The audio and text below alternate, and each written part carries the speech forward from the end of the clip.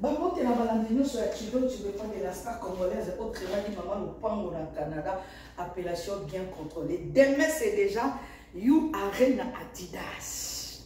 Ah bah ça y est la carte ya garage là pour moi on a qui m'a rappelé moi moi na ko ke pe kuna na sous-sol na salle ah ce que ça na carte ya garage là. Ba ke ko na tanga ni na bisa rabino ke ki ndumba na bino ezo sala bien te. Basi a photo. Basi a poto bo saki ndumba makasi. Basi a poto bo linga kaka banzoto nzoto. Basi a poto. Non mona na bien te. Basi a poto, basi a poto, basi a poto. Na chanota koto Même sous koto yo ekosima. Mais ça va bien que basi a poto bolingi nzoto trop. Ah na kata garage nanga. Lobby déjà eza You Arena. Nalina lo bana grâce mbizi au moni mutu oyo lingaka te mutu oyo lingaka te oza na droit te kutu ya oza kutu na tante oza na tante ya okende kokota vraiment kolandela bakomaki na ba musicien to bakomi te wana te yaya oza na sima fe regola boy nini kaka alingaka yo boyaka to yo lingaka ya boyaka bande kolanga to na histoire moko so bomona ngate boye bakena za un peu trop busy. Donc, nana histoire moko ndeko moko atindeli nga awa. Tokoyoka li solo après tokoloba na sima. Ndeko na biso azaka na Londres. Kombo ya ndeko na biso ya mobali kombo na ye Bobo Pipe Basosa na kati ya Paris. Bobo Pipe Basosa. Oui. Boto na ngayani eza lisusu nini yani eza nini Bobo Pipe Basosa abalaki mwasi na ye na kombo ya Bijou wana basali 12 ans mais avant mariage na bango bazaki déjà na bana 4 je pense bana 3 zela na tala 12 ans na grande sœur Koto Koufa nanani. Voilà. Bijou babala na kinende kona biso Bobo Pipe Basosa. Bijou azana cousine na ye kombo na ye Bibiche nani? Bibiche Boso. Bijou azana cousine na ye na kombo ya Bibiche Boso. Azaka na kati à Londres. Alors, libala wana kutu avaba swana, avaba bala na plutôt. Bayaki ko comprendre que mwana na bango moko azaka na kati ya ndako ya ndeko na biso Bijou, papa na biso Bobo Pipe Basosa. Ataka bana wana misapi bande ko nga nyonso eza awa. Nga na yebisa babino na yela babino pambati. Nga soki na ye, c'est-à-dire que na ye penza. Donc je dis que les kambweza. Vous comprenez? Soki na ye, c'est que les kambweza. Na ko longwa maneti po bomo nga bien. Nga wana. Na longwa no maneti po bokasakeza na ngate.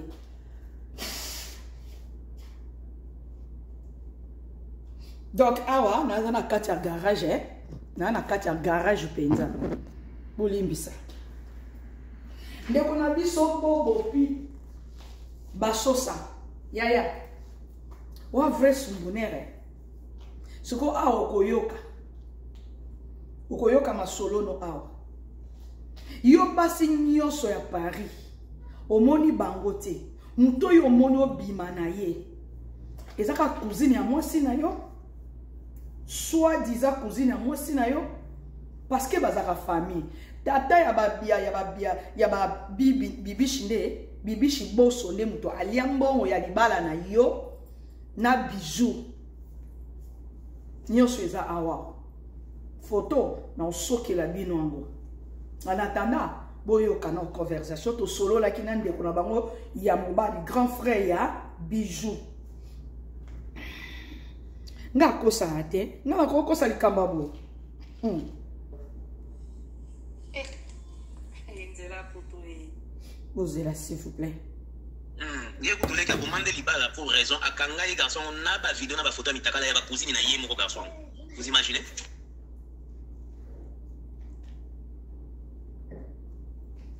Boyoki lisolo.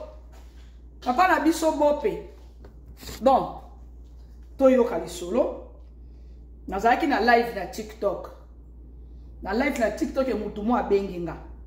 Eza nango lisolo ko bomba te. Pourtant on nazaki na live batu bayokaki. Ya lisolo ko bomba ti. Donc bo teninga rigueur te.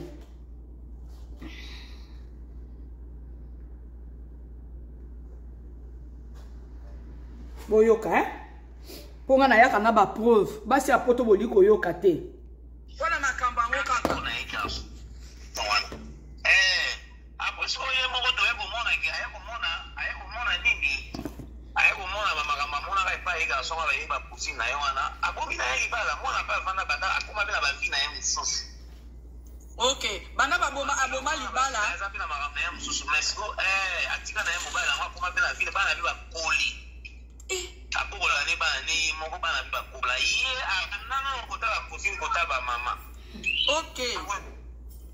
Abangun so. Non ba loba. Donc voilà. Mbalia penza bigo You bala ya ndiko.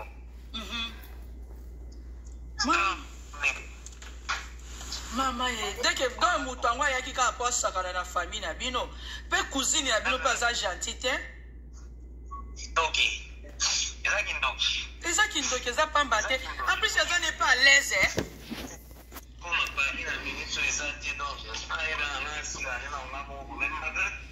Donc voilà. Papa na biso bobo pipe basola.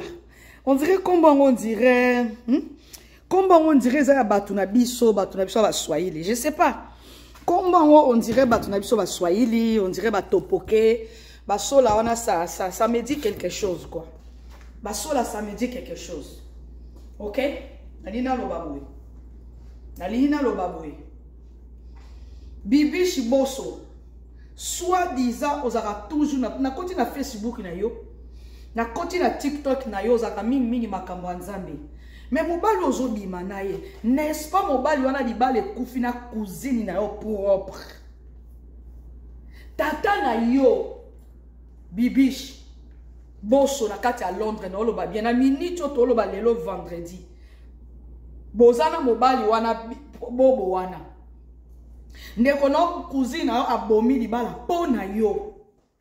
Parce que mobali wana musane ko tchaka batu mamisapi. Ba tchaka bana mike misapi na se pour ne pas employer de gros mots.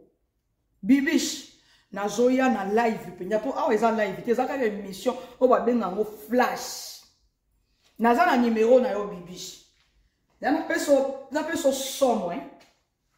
Zana peso somo. Bibish na numéro na yo. Nazwaki déjà numéro no. No zelande yo benganga. Bibish numéro na yo ezali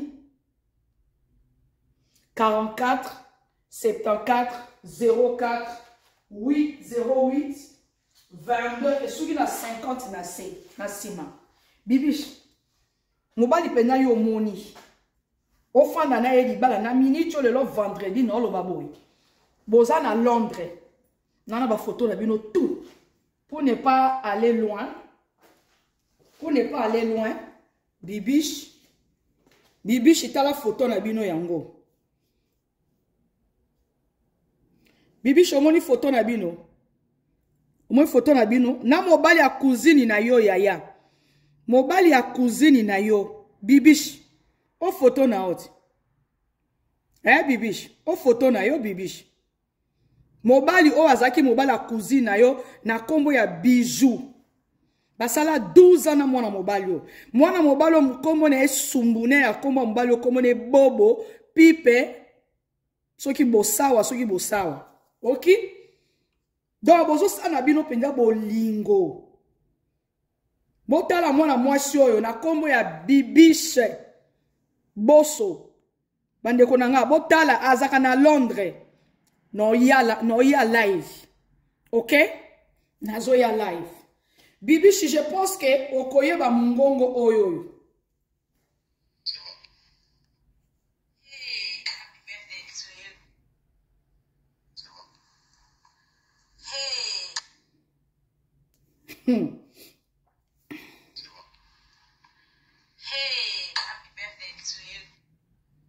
Voilà. Ba message na bino bolingo yango. Ba message na bino bolingo yango. Na do vedi ke naza na onyoso, na onyoso eza nango.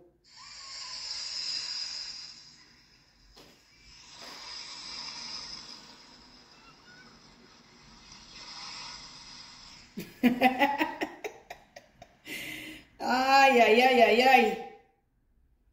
Message na bino bolingo na ba ndenge bozo kendaka ba plage. Ya o aza mobala ya cousine na yo no. Bibish boso na kati ya Londres. O aza mobali a cousine na yo bijou. Libala ya bijou e baby likolo na yo. Bibish na oya live. Merci beaucoup. Bibish oyebi voix oyo. Donc veut dire que naza na biloko na bino tout. Makam na bino bolingo ya. Pour raison, à Kanga, les garçons, on a pas vidéo, on a pas photo, on a pas cousine, on a garçon. Vous imaginez? J'ai écouté les garçons, pour raison, à Kanga, les garçons, on a pas vidéo, on a pas photo, on a pas cousine, on a garçon. Oui, oui, voilà. Et voilà, na kati binopo, na sala live na TikTok, et puis na kota nandako pour na sala live na YouTube. D'accord? Lobby déjà c'est Adidas. You Arena. Grâce Mbizi tika buzoba. Biso to wana système kaya You Arena. Ndenga Adidas quoi. Ba client nyanga nyoso ba client na ba client o ba banda ozela biloko ya mbandaka eya. En tout cas, je suis désolé jusqu'aujourd'hui na ne comité. Moi ba to ba sala ka ba conteneur na kitsa sa ke ko bima mopao. Moi ba conteneur on bo sala yango. Ngaso no biki na sala conteneur ya ba pine. So no biki na sa conteneur dans un mbongo na kitsa c'est plus tout wana. Bon mona ekende Afrique. Oyo nyonso oyo ekende Afrique. Na moi li shinga pemba o mama do fanda quoi. Mutu ba ko sabato sali lokoti aloke na Kinshasa okomeli yango nani mopao. Boni buzoba boyeko. Ok na Kinshasa okomi mopao na zaka na conteneur na sali conteneur ba frigo buka na boye. Nde yo sala ngo conteneur. Alo yo bisa biso ke ngana za mopao. Yo za mopao yo. Bozi yanga no ya na live. Merci beaucoup.